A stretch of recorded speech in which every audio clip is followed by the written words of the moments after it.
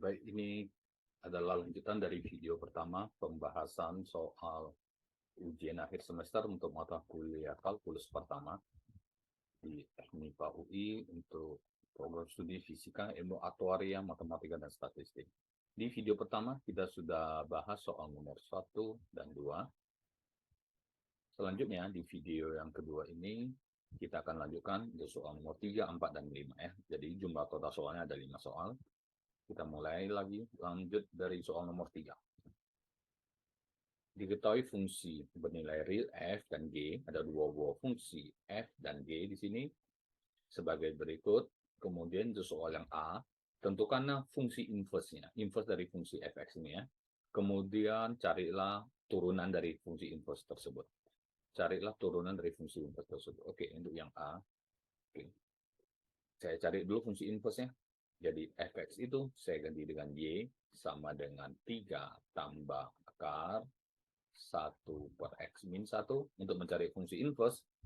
Dari fungsi y sebagai subjek, kita ubah x sebagai subjek ya. Jadi 3 saya pindahkan ke kiri, y min 3 sama dengan akar dari 1 per x min 1.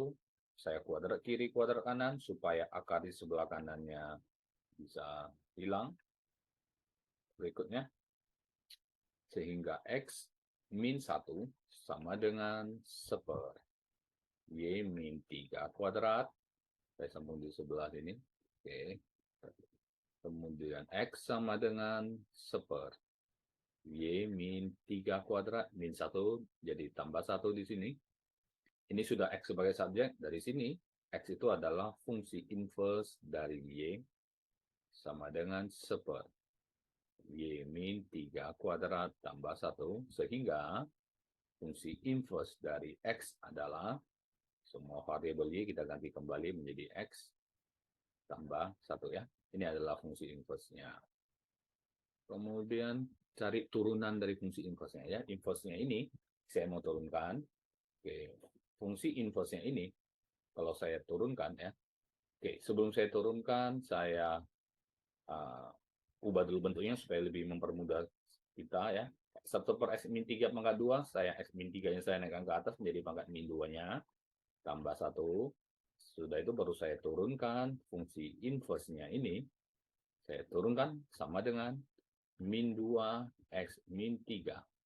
Min 3, 1 jadi 0, sehingga turunannya adalah minus 2 dibagi x min 3 pangkat 3 ya. Ini adalah turunan dari fungsi inverse x. Ini yang ditanya ya. Oke, soal nomor A sudah selesai. Sekarang kita ke soal nomor B. Jika P sama dengan G ya, untuk soal nomor B, perhatikan baik-baik. Jika P sama dengan G dari A ya. Perhatikan, ini artinya, ini adalah GA, ini adalah nilai dari X-nya. Hasil dari fungsi GX itu berarti ini P-nya ini adalah nilai dari Y-nya, gitu ya. Nilai dari Y-nya. Oke, kita lihat jika P sama dengan GA, tentukan nilai A yang memenuhi. Tentukanlah nilai A yang memenuhi fungsi turunan dari fungsi inverse. 4 sama dengan turunan dari fungsi inverse G, turunannya P ya. Tentukanlah nilai A yang memenuhi persamaan ini. Oke, perhatikan. Saya cari dulu fungsi inverse. Turunan dari inverse 4 ini kita sudah dapat tadi persamaannya, turunan dari fungsi inverse. Saya cari dulu yang bagian kiri. Turunan dari fungsi inverse 4 gitu ya. 4 sama dengan, masukkan saja ke persamaan di sini, jadi min 2 dibagi x-nya 4 ya. 4 kurang 3 pangkat 3, hasilnya 1 pangkat 3, 1. Sehingga ruas kiri sini hasilnya adalah sama dengan min 2 ya. Min 2 bagi 1 pangkat 3, min 2. Ini sama dengan min 2. Nah, sekarang bagaimana mencari nilai yang sebelah kanan? Oke, untuk mencari nilai yang sebelah kanan, kita gunakan, ada satu sifat seperti ini. Turunan dari fungsi inverse ya, sebuah fungsi G misalnya, ini adalah Y gitu ya, sama dengan 1 per turunan dari fungsi G tersebut terhadap titik X-nya gitu ya. Ini adalah sifatnya, dan pembuktiannya ini ada di buku kalkulusnya ya. Oke. Sekarang kita mau menggunakan sifat itu. Berarti ini min 2 sama dengan turunan dari G inverse ini adalah seper dari turunan dari fungsi G untuk X-nya. Tadi Y-nya adalah P, X-nya berarti adalah A di sini ya. Sama dengan seper turunan dari G aksen A. Nah, sekarang kita harus cari dulu sampai di sini. Kita masukkan kotak dulu. Oke, bagaimana mencari turunan dari fungsi G? Kita lihat di soal. Ya, kita lihat di soal fungsi G itu adalah dalam bentuk integral. Gx sama dengan integral X sampai dengan 0. Oke, saya sambung di sebelah sini. Gx itu adalah integral dari X sampai dengan 0 dari akar seperempat tambah sin kuadrat T dt ya. Dari akar seperempat tambah sin kuadrat T dt. Bagaimana kita mencari turunan dari Gx ini? Oke, saya mau cari G aksen X ya. Turunannya itu adalah turunan dari sebelah kanan integral X sampai 0 dari oke, ini saya misalkan sebagai fungsi, misalnya ini adalah ft gitu ya. Ini misalnya adalah ft. Jadi ini adalah integral dari sebuah fungsi ft gitu. dt. Saya turunkan ya, sebelah kanan itu yang integral x sampai 0 ft ini. Ya, jadi yang saya lingkarin ini, fungsi ini saya misalkan sebagai ft. Sehingga integral dari fungsi ft, ingat turunan integral nanti saling integral ada anti turunan ya. Jadi kalau saya integral dari sebuah fungsi ft, saya bisa misalkan sebagai f besar t dengan batas dari x sampai dengan 0, begitu ya. Oke. Integral dari f kecil t saya anggap sebagai f besar. Kemudian saya selesaikan dulu yang di dalam kurung. Perhatikan ft berarti ini adalah batas atas kurang batas bawah ya. Oke, sama dengan saya turunkan, turun dari f besar. Ingat integral f kecil tadi, f besar. F kecil ini adalah fungsi ini yang saya misalkan tadi ya. Integral dari fungsi kecil ini, f kecil itu adalah f besar. Turunan dari f besar, dia kembali ke f kecil lagi. Jadi turunan dari f0 ini adalah f kecil 0. Turunan dari f besar x itu adalah f kecil x. Ya, seperti itu. Sehingga sama dengan tinggal kita input saja. F0 ini nilainya adalah, saya input nilainya jadi F kecil 0. Ft tadi adalah akar seperempat tambah sin kuadrat T, sehingga F kecil 0 ini adalah akar dari seperempat tambah sin kuadrat 0. Itu adalah 0. Ya, dikurang Fx ini adalah akar dari seperempat tambah sin kuadrat X, seperti ini ya, sin kuadrat X. Sehingga saya dapat turunannya ini adalah setengah dikurang akar seperempat tambah sin kuadrat X. Sudah kita dapat G aksennya, kita bisa menuju ke persamaan yang di sini yang mau kita cari nilai A-nya. Sebelum kita masukkan nilai G aksennya ke persamaan kotak ini ya, di sini sepertinya kita ada kesalahan, perhatikan baik-baik. Di sini ya, integral dari f kecil t ini adalah f besar t. Ya, hasil integral pasti mengandung variabel t semua ya. Kemudian kita masukkan 0 ke dalam fungsi besar ini pasti hasilnya adalah sebuah konstanta. Jelas ya, hasilnya pasti sebuah konstanta. Kemudian kalau kita turunkan konstanta f0 ini ya, berarti ini harusnya nilainya 0 ya. Turunan dari sebuah bilangan konstanta itu pasti 0. Jadi hasilnya adalah 0 kurang fx ya. Oke, saya hapus di sini. Jadi hasilnya adalah 0 dikurang fx, sehingga G aksen X itu nilainya adalah sama dengan minus ya. Sama dengan minus akar seperempat sin kuadrat X ya. Oke, bisa dimengerti ya. Karena integral dari sebuah fungsi, perhatikan saya ulangi, integral dari sebuah fungsi ft, f kecil t, saya menghasilkan f besar t. F besar t ini hasil integral dari sebuah fungsi pasti mengandung variabel. Integral dari 2 jadi 2t, integral 3 jadi 3t ya. Karena sudah pasti mengandung variabel waktu kita input batas atas yang 0, F0, 0 masukkan ke variabel t, pasti hasilnya adalah 0 semua ya. 0 atau konstanta. Jadi saya turunkan dia yang tetap 0 kurang fx, f kecil x di sini, turunan dari f besar x, f kecil x, baru saya gunakan fungsi f kecil x ini ambil dari sini ya. Ini f kecil t, saya ganti variabelnya menjadi x di sini untuk f kecil x. Oke, sehingga g aksen x-nya sudah ketemu. Jadi g aksen dari a di sini adalah minus akar 1/4 tambah sin kuadrat a ya. Oke, di soal ini yang ditanya ada nilai A-nya, saya input ke kotak yang di sini. Di sini, maka min 2 sama dengan 1/, G aksen A. G aksennya itu adalah negatif dari akar 1/4 sin kuadrat A. Saya kurangkan ruas kiri, kurangkan ruas kanan, sama dengan 1/4 sin kuadrat A, gitu. Sehingga 1/4 sin kuadrat A sama dengan 1/4 tambah ya. Ini 1/4 tambah, sorry. Ini saya perbaiki. Di sini 1/4 tambah. 1/4 tambah sin kuadrat A.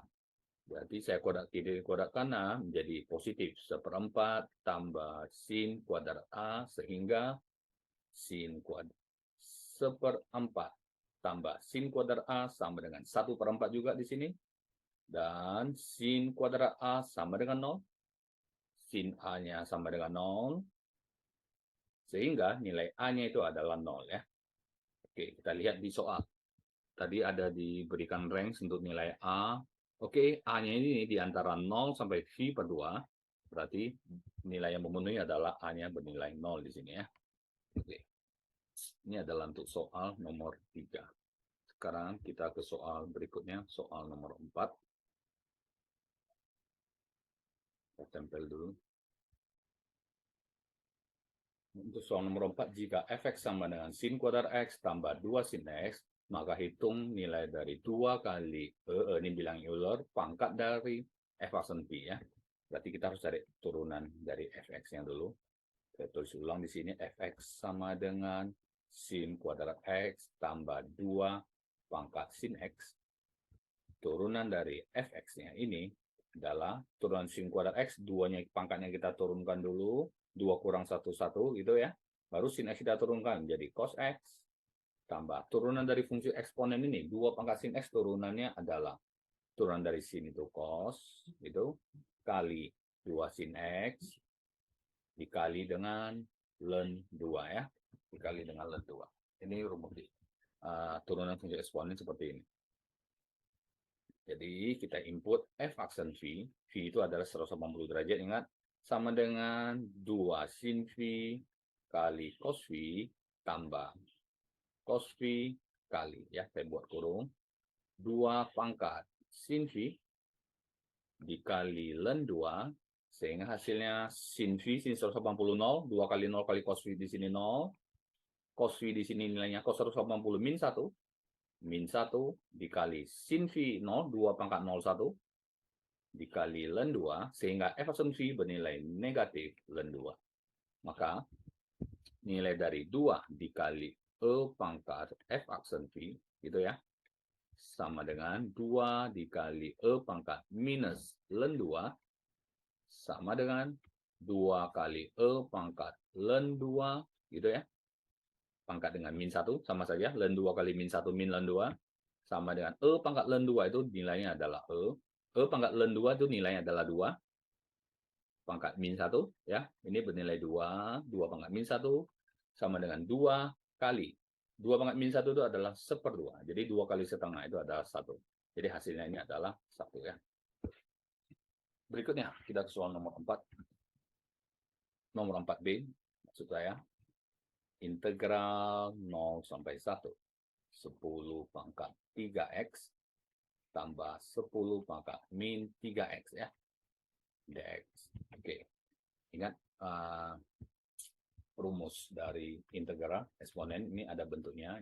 Integral a pangkat u du itu adalah a pangkat u per ln a ya, tambah c. Ini kita kerja berdasarkan rumusan di sini. Baru kita lanjutkan soal yang nomor B tadi.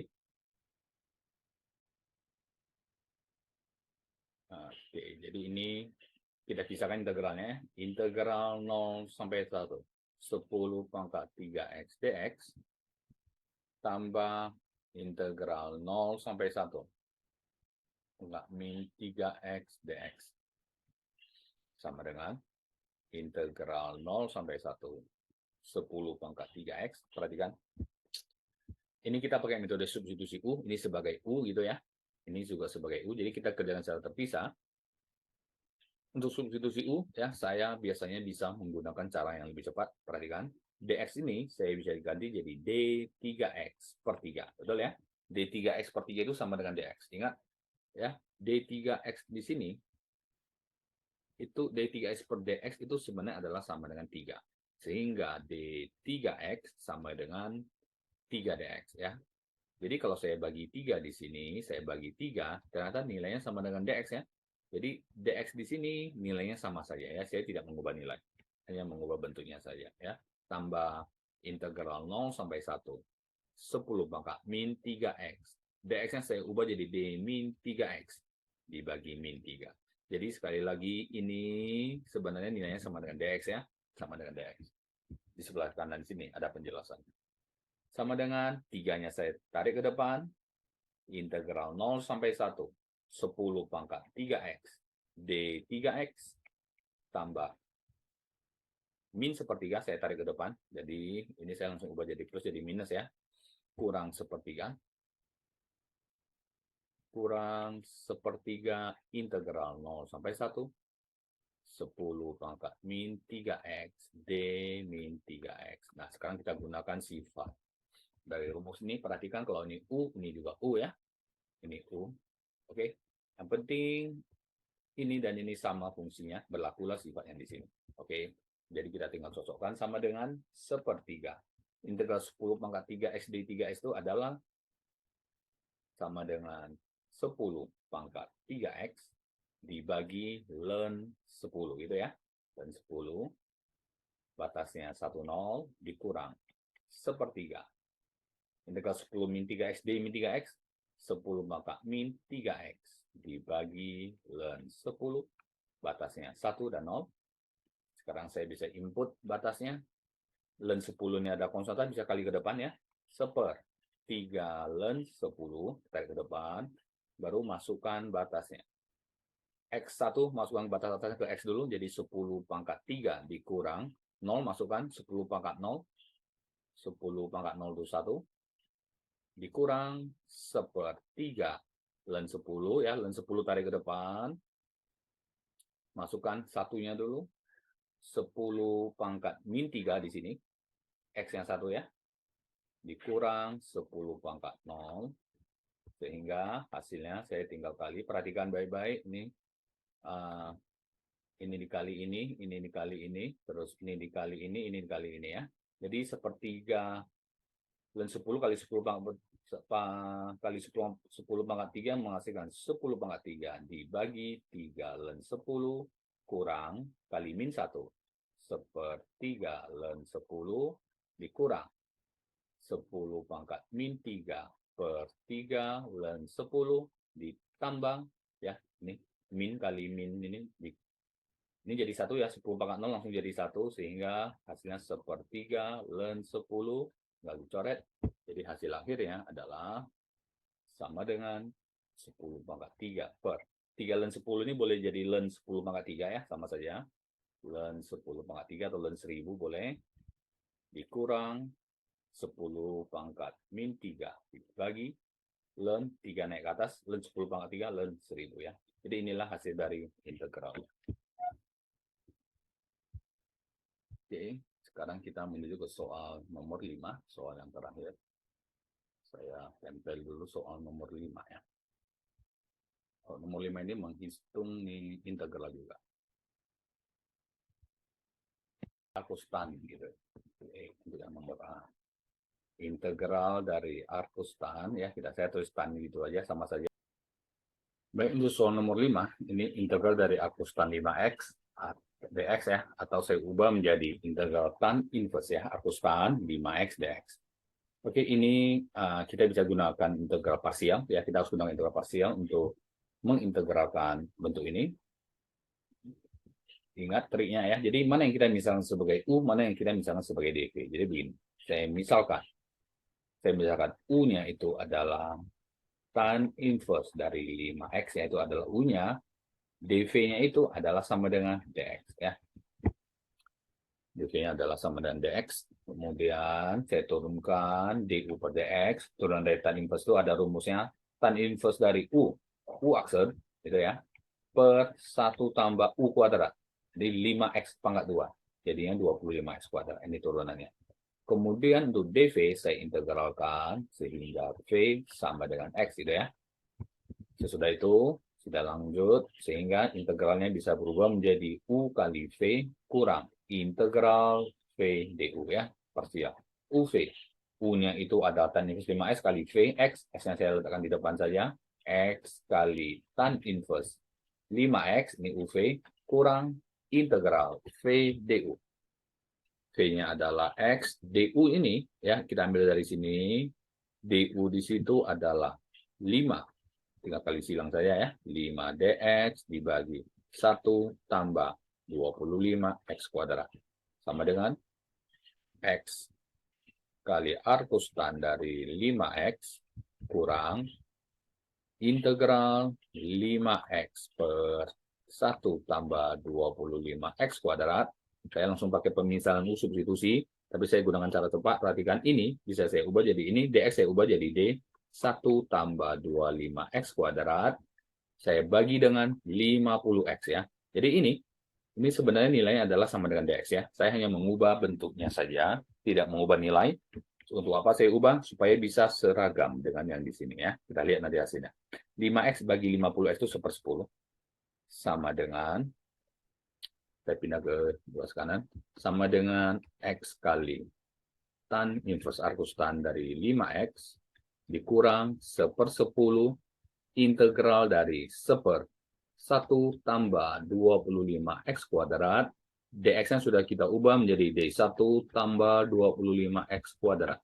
Sehingga hasilnya adalah x tan inverse 5x dikurang 1/10. Integral 1/u du itu adalah ln u. Jadi ini adalah ln dari 1 tambah 25x kuadrat ya. Ini sudah pasti positif. Kita tidak boleh menggunakan tanda mutlak lagi ya. 1 tambah 25x kuadrat sudah pasti positif.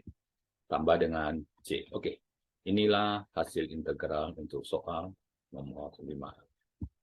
Sekarang kita lanjut ke soal nomor 5B. Integral dari 1. Oke, kita tulis di bawahnya. Soal nomor 5B. Integral dari 1 x kuadrat. X kuadrat tambah 4 ya. X kuadrat tambah 4 maka 3/2. Tambah 4 pangkat 3/2 dx. Ya. Oke, di sini ada sebuah petunjuk ya, sin tan inverse. Oke, kita coba.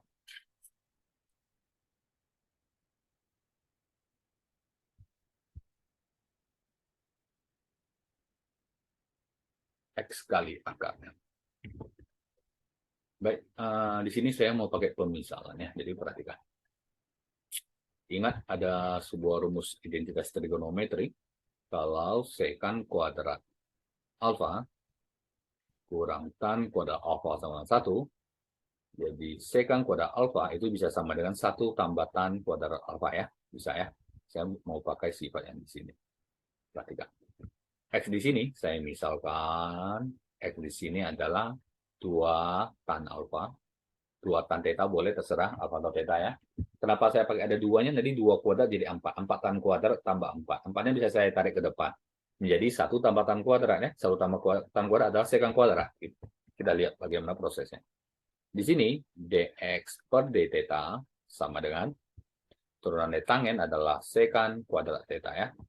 Oke, jadi saya bisa lanjut integral dari, ini integralnya tidak ada batas ya.